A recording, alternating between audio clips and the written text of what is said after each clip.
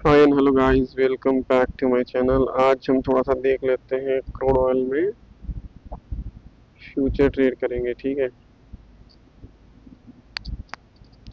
देखते हैं crude oil कैसा परफॉर्म कर रहा है, क्या चल रहा है। डे कैंडल में एक बार हम देख लेते हैं, फाइनली पता चल जाएगा कि आखिर मोमेंटम किधर हो सकता है, प्रोबेबिलिटी हमारे फेवर में कैसे आ सकती है। तो अभी आप लोग देखोगे तो मैं आपको दिखाता हूँ क्या हुआ है। ऑलमोस्ट आप देखोगे तो this is area of selling. ठीक है, ये सेलिंग का एरिया है। यहाँ से प्राइस एक बार फॉल आई है, प्राइस में यहाँ से रिजेक्शन आया है। थोड़ी टाइम फ्रेम में चलेंगे, हम देखेंगे फिर क्या सीन चल रहा है। लेकिन कहीं ना कहीं प्राइस खुद को अप शिफ्ट कर रही है। अगर आप एक ट्रेंड लाइन ड्रॉ करोगे तो आप देखोगे कि प्राइस अपने लो को रिस्पेक्ट करते हुए ऊपर जा रही है। तो ऑब्वियसली ये है कि प्राइस अगर इस लेवल को ब्रेक करती है, इस एरिया को हटा के एक लेवल टाइप ड्रॉ कर देते हैं, अगर इस लेवल को ब्रेक करती है तो इसमें एक अच्छा मोमेंटम हो सकता है, जो कि लेवल है 6540। ओके, अभी क्या हो सकता है वो देखते हैं। अभी हम देखेंगे जाके छोटे टाइम फ्रेम पे प्राइस में क्या हो रहा है। ऑलमोस्ट ये साइडवेज है, इसके पास एक रेंज है। ओके, हमने कर ली है एनालिसिस वन डे पे। अब चलते हैं 15 मिनट्स में, देखते हैं क्या कर सकते हैं, आज की प्रोबेबिलिटी क्या बता रही है, हम कहाँ ट्रेड करना बेटर होगा हमारे लिए। तो 15 मिनट्स की सबसे पहले हम ये देखते हैं कि भाई ओपनिंग कहाँ हुई है। तो देख लेते हैं 15 मिनट्स में ओपनिंग कहाँ हुई है। तो आप देखोगे ओपनिंग 9 फरवरी तो नहीं है आज, ऑब्वियसली ओपनिंग प्राइस की यहाँ हुई है ऑलरेडी 12/24 इतना। ठीक है, प्राइस डाउन आई है, डाउन साइड में प्राइस आई है, फिर प्राइस को इस लेवल से बार बार सपोर्ट मिल रहा है। प्राइस इस लेवल के नीचे ट्रेड नहीं कर पा रही है, इसका मतलब this is a very crucial level और this is a resistance area during the whole day. Okay, जिस तरह से सेलिंग जिस तरह से सेलिंग दिख रही है, तो अगर हमें प्लान करना होगा तो हम प्लान कर सकते हैं, बट जब तक प्राइस इस लेवल के ऊपर नहीं जाती एग्रेसिव बाइंग नहीं कर सकते। उसके बाद हमारा टारगेट क्या हो जाएगा, हमारा टारगेट कहीं ये स्विंग हो जाएगा 6400 का लेवल है, ग्राउंड लेवल। ओके, चलिए अभी हम देख रहे हैं कि डाउन साइड से ग्रेट रिजेक्शन मिला है हमें। ठीक है, डाउन साइड से ग्रेट रिजेक्शन मिला है हमें, ऊपर से सेलिंग है, इसका मतलब ये जोन में प्राइस चॉपी हो सकती है। तो देखते हैं प्राइस बिहेवियर, उसके बाद हम ट्रेड को करेंगे एग्जीक्यूट, आएगा मजा। तो बने रहिए, मस्त ट्रेड करेंगे। थोड़ा सा देख लेते हैं, एक पुल बैक का वेट करेंगे। अब चलते हैं, हम शिफ्ट हो जाते हैं 5 मिनट्स पे।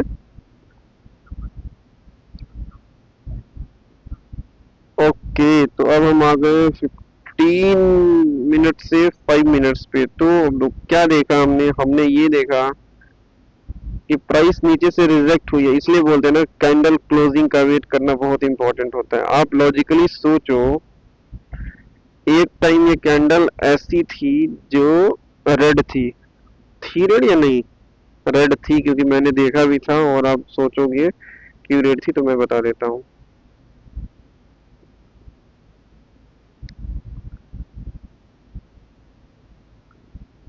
क्यों रेड थी, मैं बता रहा हूँ। अब आप देखो प्राइस की ओपनिंग कहाँ हुई थी। अगर ये ग्रीन कैंडल बनी है, प्राइस कहीं ना कहीं यहाँ ओपन हुई थी। अब कर्सर पे ध्यान देना, इसके बाद प्राइस नीचे आई थी। लॉजिकली सोचो, नीचे जो प्राइस आई थी इसका मतलब क्या था, कैंडल रेड ही थी ब्रो। उसके बाद इधर साइड से रिजेक्शन आया और प्राइस और कैंडल ऊपर चली गई।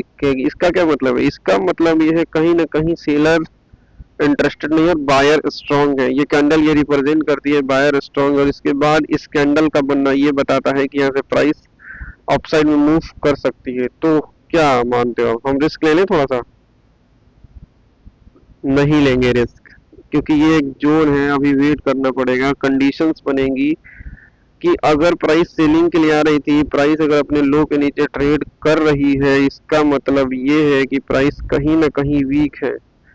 थोड़ा वेट करते हैं, अगर कंडीशन बनती है हमारे अकॉर्डिंग, इस ट्रेन लाइन पे थोड़ा सा प्राइस अगर कंसोलिडेट करके ऊपर निकलती है तो रिस्क ले लेंगे, कोई बात नहीं है। हम ट्रेड प्लान करेंगे इस कैंडल के ऊपर, एक ट्रेड प्लान करेंगे जैसे ही निकलेगी और हमारा टारगेट ऑलमोस्ट होगा तो इसके आधे का स्टॉप लॉस डालेंगे बस, इससे ज़्यादा नहीं। रिस्क रिवॉर्ड ऑलवेज रखेंगे, ये रहेगा हमारा target. Risk reward almost 1:2, 1:1.8 is enough, ये रहेगा। ओके, चलिए क्रूड ऑयल का फ्यूचर चार्ट लगा लिया है हमने और हम एग्जीक्यूट करेंगे क्वांटिटी, एक्सपायरी को लेते हैं, इंटरडे नहीं करेंगे। 100 क्वांटिटी एग्जीक्यूट करेंगे तो 100 नहीं, रिस्क कितना आ रहा है, रिस्क आ रहा है हमारा 25 रुपए का, 25 रुपए का रिस्क आ रहा है। तो ऑलमोस्ट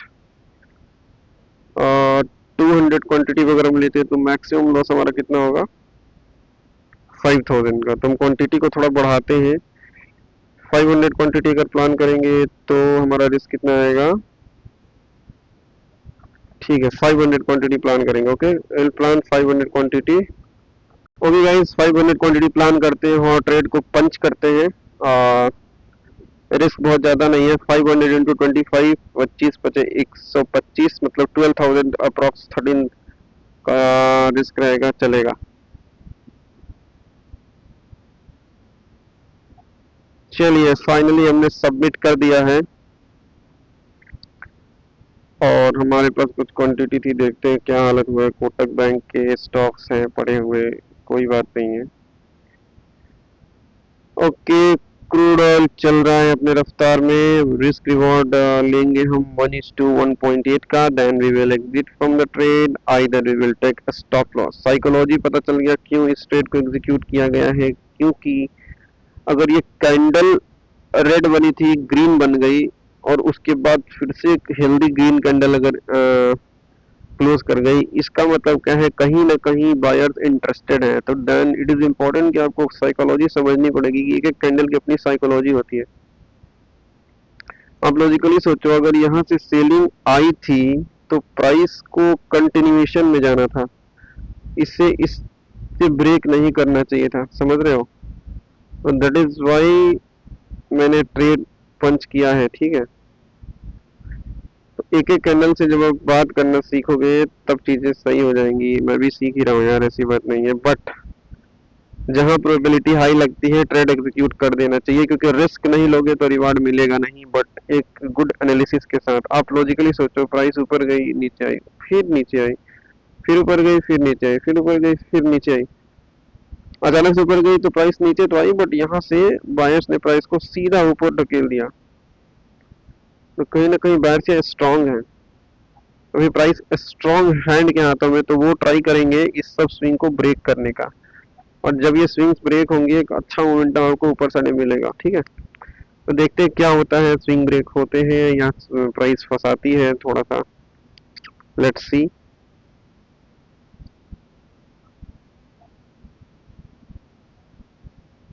ठीक है, मैं आपको अपडेट करता हूँ, ट्रेड का लॉजिक तो दे दिया है, वेट करेंगे। और हाँ गाइस, ये जस्ट प्रैक्टिस के लिए आप देखोगे इसमें ऑलरेडी कितना इन्वेस्टर है, 10,89,000 रुपीज इन्वेस्ट हो रखे हैं। तो 10,89,000 इन्वेस्ट रखे हैं और हमारा रिस्क कुछ भी नहीं है, कुछ भी नहीं मतलब 12-13 हज़ार क्या ही है। अगर आपके पास 10 लाख 15 लाख रुपए और 12 हज़ार का रिस्क आप नहीं ले सकते तो फिर क्या ही फायदा है।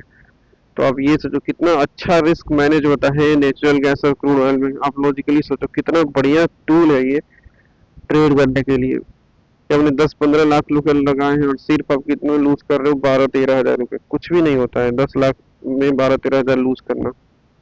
और प्राइस कितना मिल रहा है, 0.41। अगर हमें 1%, 2%, 2-3% ही मिल जाए तो बहुत है, बस इतना ही बोलना चाहता हूँ। कि अमाउंट भी देख लेना, यहाँ पे ऑलमोस्ट 11 लाख रुपए इन्वेस्ट हो रखे हैं और 11 लाख रुपए में हमने स्टॉप लॉस डाल रखा है सिर्फ 13,000 रुपीज का,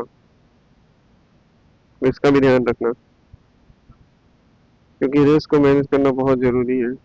फंड आपके पास कितना भी होगा, आप रिस्क मैनेज नहीं करोगे तो कोई फायदा नहीं है।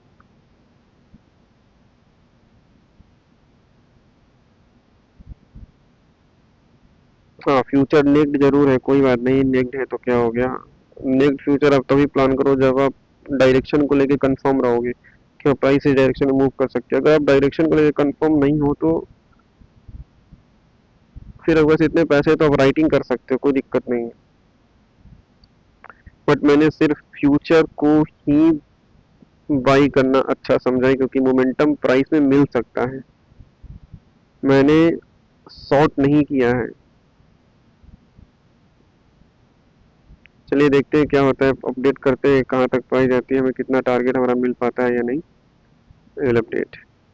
Hi guys, finally our target achieved and we will exit from the trade. That is why you have to believe in your trade, guys. Thanks to watching this video. I will exit this trade in front of you.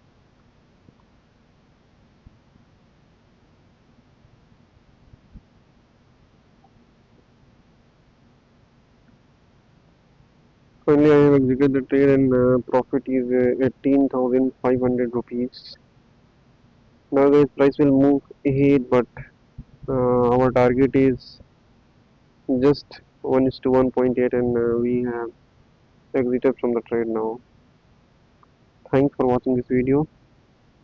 Bye bye. Take care.